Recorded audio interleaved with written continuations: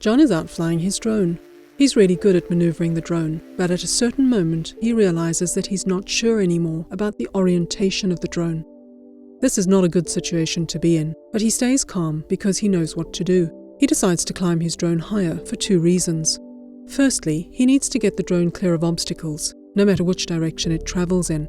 And secondly, although he does have visual contact with the drone, he wants to establish better visual contact, and at the moment, the fields and trees are making that quite difficult.